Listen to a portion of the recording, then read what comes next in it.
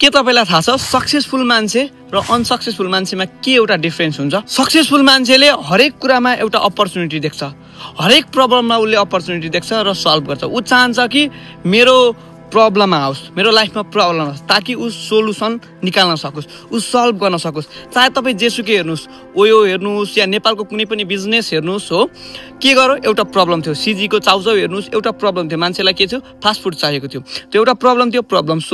प्रब्लमको solution निकाल्यो। Net चाहियो मान्छेलाई कम्युनिकेसन गर्न, नेट थियो, नेट निकाल्यो। हरेक कुरा तपाईँले खाने पानीको बोतलदेखि लिएर एभ्रिथिङ, किनकि हरेक कुरा प्रब्लम थियो। त्यो प्रब्लमको कसै एकजनाले सोलुसन निकाल्यो, जो चाहिँ त्यो माइन्डसेटको थियो, ग्रोथ माइन्डसेटको थियो। अब अनसक्सेसफुल मान्छेको कुरा गरौँ, ऊ हरेक अपर्च्युनिटीमा प्रब्लम देख्छ, ऊ हरेक गर्न सक्ने पोसिबिलिटीमा प्रब्लम देख्छ। किनकि अब कसरी गर्न सकिँदैन, त्यही कुरा कसरी गर्ने, यो एक्सनमा ओरिएन्टेडै हुँदैन। आजसम्म भएको छैन नि आज कसरी हुन्छ त? आजसम्म कसैले गरेको छैन, तैँले कसरी गर्छस् त?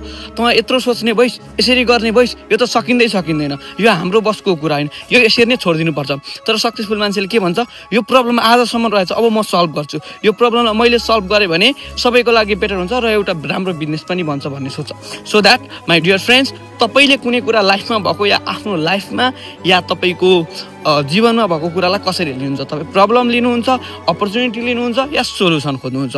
सेयर गर्नु होला त ल। Thank you so much for